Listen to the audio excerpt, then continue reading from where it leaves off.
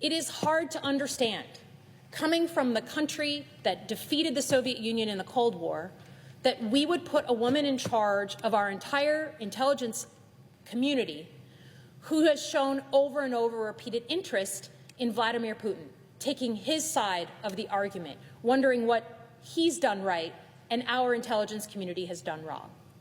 Can you imagine what it feels like to be a member of the intelligence community right now, with everything going on, with all of the discrediting of what they have done and what they do every single day, and now this woman is going to be in charge of this agency?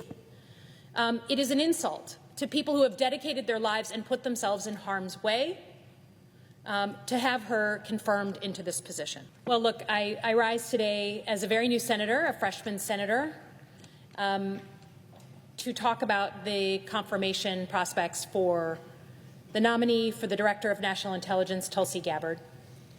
And I think context matters here. I am the first CIA officer to ever be elected to the U.S. Senate.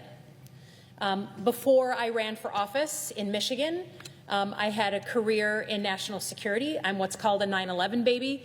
I happened to be in New York City on my second day of graduate school when 9/11 happened. It changed my life.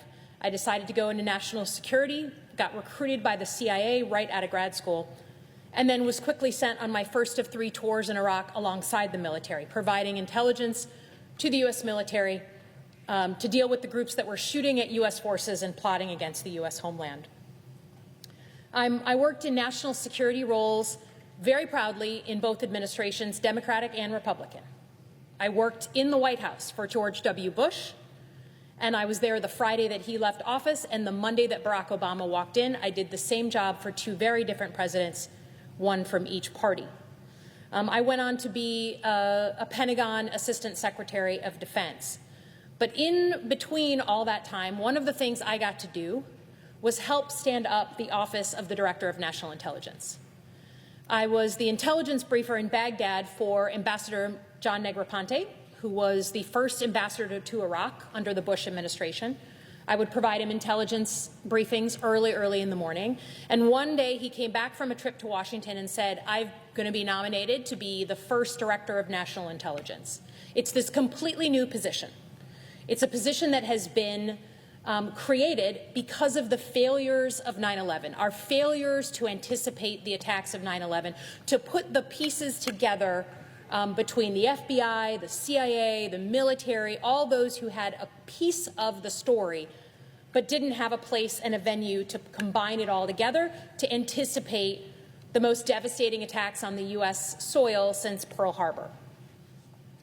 I came home and happened to be one of those first employees to set up the Director of National Intelligence. I think it was employee number 5. I was John Negroponte's first special assistant.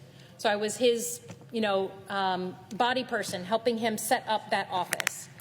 So when I talk about the nomination of Tulsi Gabbard, I don't do it willy-nilly. I don't do it without a background on these topics. And I believe that the people who should be taking the positions that are critical for national security should be people of competence and character. What does the Director of National Intelligence do? The office was created, as I said, to combine all of the different threads of information at the 17 different intelligence community agencies that we have to prevent intelligence failures like we had on 9/11. This is a serious position. This is a position that in the past has been in the Oval Office every morning with the intelligence briefings provided by the agencies. This is the position in the dead of night that makes consequential decisions on the security and safety of people here.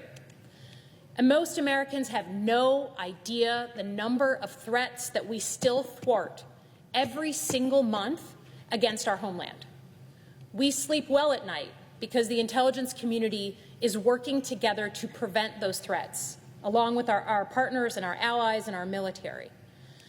So for me, I want to know that the person who's going to be woken up in the middle of the night to make those last-minute decisions, do we move on that intelligence? Do we act based on that threat, that they are someone, again, of competence and character?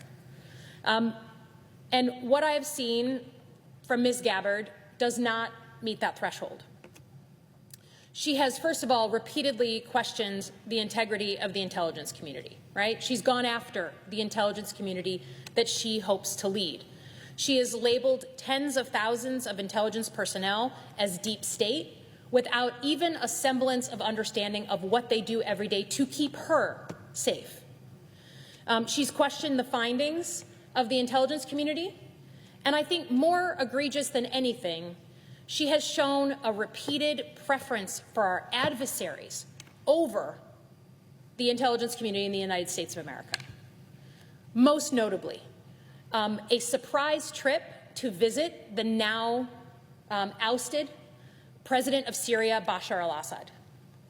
Imagine the decision-making that goes into planning a secret trip to visit a man who has killed thousands of his countrymen, thousands of relatives of Michiganders that I represent, a man who we know has used chemical weapons, violating international law, devastating communities, a man who has seemingly sat aside as insurgent groups, terrorist groups, took territory in his area and allowed them to project attacks into neighboring states and to plot against the U.S. homeland. She makes the decision to go and visit this man, throw flowers at his feet, do public TV with him, go publicly and show her support. Now, I don't know if she's just deeply naive. I don't know if in some twisted way she thought that this was her way of being helpful. But whether she did it out of naivete or she did it knowing what this man has done and the implications of her actions, either way shows a complete lack of judgment. Same goes for her seeming glorification of Vladimir Putin. Now, we've watched her flip-flop on a bunch of issues, right? Issues that Democrats and Republicans have concerns with. You know, she used to have a lot of concern about what's called Section 702 of the Foreign Intelligence Surveillance Act. She fought against it. Now she's somehow for it. I'm not saying people can't change, but I'm just saying someone who doesn't have the backbone to stand up and be clear with their principles, I'm having a hard time imagining them lead in the heat of the moment when you're in the Situation Room and consequential decisions are being made. I think the feeling that I have about where we are in this country right now is that we're sort of in this fever dream. There's this race to discredit, to attack, to cut. And look, I'll be the first person to say that there is fat on the bone in the federal government. I worked in the federal government. There are plenty of things that can be reformed in the federal government. But the double whammy of attacking the people who keep us safe every day, of trying to push them out. I just had a Republican on my way here member say, hey, I've just heard about what's going on at CIA. Are they trying to get everyone to leave, or what about people who are in sensitive positions? Great question. But the other punch is to put someone in charge of the intelligence community that has such disdain for our allies, for our intelligence officers, and such love for our adversaries. And so I urge all of my Republican colleagues to search their soul, right? Play the long game. Don't live in fear of the Trump administration and Donald Trump specifically.